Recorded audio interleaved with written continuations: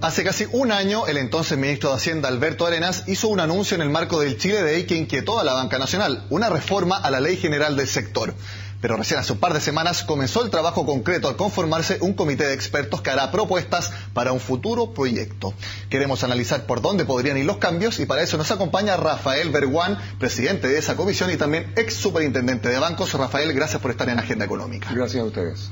Uno escucha el concepto reforma a la ley general de bancos, uno piensa que va a ser algo bastante amplio, pero quisiera preguntarte, Rafael, ¿por dónde crees que debieran ir los principales cambios al sector? Uno piensa que quizás mayor solvencia para enfrentar futuras crisis, ¿es ese uno de los puntos principales? A ver, en dos líneas, la ley general de bancos que tiene Chile hoy día fundamentalmente viene del año 86, respuesta a la crisis de la deuda del 82 y 97. Desde entonces, imagínate tú, hemos tenido dos grandes crisis, la asiática el 99 y la subprime, que es una crisis financiera, el 2008. Y entonces el mundo en materia regulatoria financiera, que es probablemente la variable más importante cuando uno piensa en estabilidad financiera, una variable clave también para crecer de manera sostenida. En materia entonces de regulación financiera, el mundo ha avanzado muchísimo.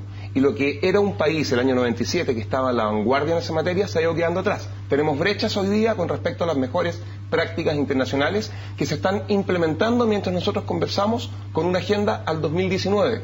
Chile entonces está en un momento adecuado para empezar a cerrar esas brechas y empezar a hacer cambios que permitan que nuestro mercado financiero, particularmente en este caso el del crédito bancario, siga siendo competitivo y le permita al país no solo seguir creciendo sostenidamente, no solo ser resiliente a las crisis internacionales como hemos sido hasta ahora, pero también generar más competencia y más inclusión que baje las tasas de interés y proteja a los consumidores. Tú dices que Chile se quedó atrás. ¿Fue porque simplemente no se tomaron la iniciativa a tiempo o porque el sistema financiero no lo necesitó como sí lo necesitaron otros países? Esta es una de esas materias en las que la preocupación no tiene que ver con un incendio que está ocurriendo en el momento. Es una reforma para el Chile del futuro, es una reforma para la crisis financiera que el mundo con probabilidad segura en algún momento en el futuro va a tener, porque las crisis siempre vuelven, y esa crisis que venga en el futuro va a ser más compleja, más grande, más desafiante que las que hemos tenido en el pasado como país, y tenemos que prepararnos para eso. Lo que ocurre con los gobiernos es que tienen urgencias asociadas a incendios y van dejando postergados estos desafíos regulatorios y estas reformas que, claro, en el día a día parecen no necesitarse, pero son clave para seguir avanzando de manera sana. Ha tomado la decisión este ministro de Hacienda de avanzar en esa dirección. Tenemos un montón de trabajo hecho durante los últimos gobiernos. A mí me parece una gran decisión. La apoyamos y vamos a tratar de contribuir con nuestra opinión técnica desde distintos ámbitos a que esta sea una gran reforma y permita que el Chile siga avanzando sostenidamente hacia adelante. ¿Por dónde debería ir el principal cambio? Bueno, el gobierno va a presentar una propuesta de reforma que incluye tres grandes temas y nos han pedido que emitamos una opinión técnica con respecto a esos temas. Los menciono, los títulos son fundamentalmente lo que se conoce como Basilea III, que es básicamente la preocupación que existe con respecto a las regulaciones que permiten que los bancos tengan suficiente capital, es decir, resguardos en dinero que les permitan enfrentar situaciones de estrés patrimonial, como resultado, por ejemplo, de pérdidas asociadas a crisis internacionales. Es decir, que los bancos aumenten sus previsiones. En definitiva, es que los bancos tengan modelos que permiten determinar las provisiones y cantidades de capital, porque los modelos de previsiones son para pérdidas esperadas, asociadas a créditos que en un porcentaje no se recuperan. El capital que se complementa con las provisiones y que va en el patrimonio, lo que hace además es que te protege contra pérdidas inesperadas, crisis internacionales que no pueden ser predichas. Esa es una parte. En el mundo Basilea dicen que los bancos tengan más y mejor capital, de mejor calidad. Es un aspecto. Un segundo aspecto es que en la medida que eso ocurre, tenemos también que ir modernizando al regulador, que tiene una labor de supervisión permanente en los bancos.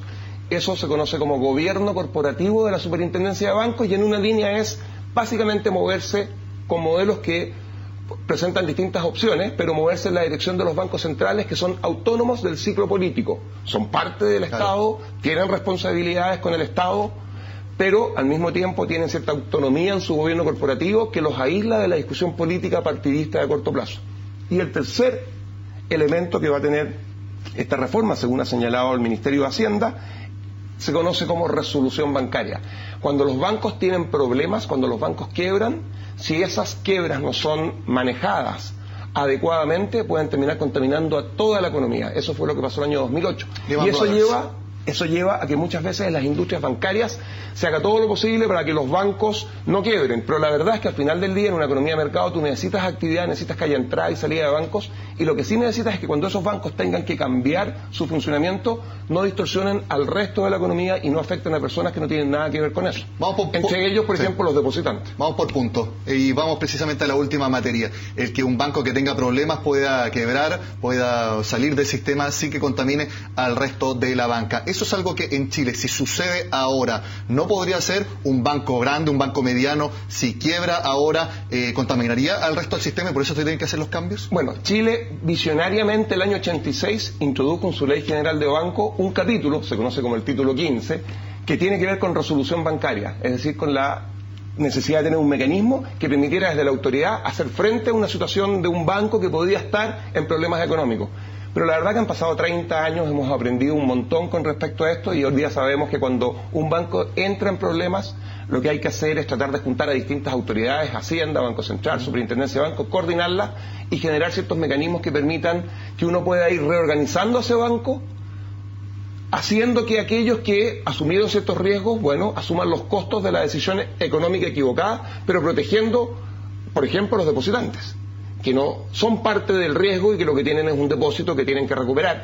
O protegiendo además, como te decía, al resto de la economía que tiene como resultado de este estrés económico financiero muchas veces que enfrentar situaciones económicas desafiantes que no corresponde que enfrente. ¿Y si hoy pasa eso en Chile, estaríamos en un problema? Bueno, hasta hoy día, y aquí no hay madera para golpear 3 veces, hasta hoy día hemos tenido la capacidad como economía, particularmente los financieros, de enfrentar la crisis del 99 y la del 2008 sin tener problemas de este tipo y no hemos por lo tanto usado este mecanismo de resolución bancaria. Por lo tanto, no se ha aprobado, pero que no se haya aprobado no significa que no tenga elementos que ya hemos aprendido en el resto del mundo con las experiencias más recientes que tienen que ser perfeccionados.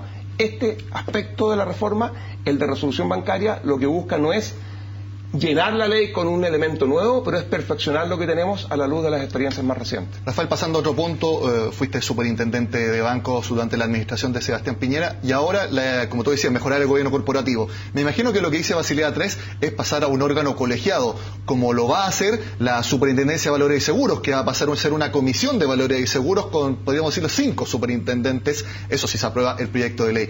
¿Tú también apoyas eso, que ahora la SBIF pase a ser un órgano con 5 superintendentes o el número que sea, pero que sea un órgano colegiado? Bueno, es que hay 2 modelos. Lo importante es pasar de un modelo actual en el cual la superintendencia de banco tiene un gobierno que es manejado por una sola persona, que tiene todo el poder de la institución. Claro. Es muy vertical, que es el superintendente o la superintendenta.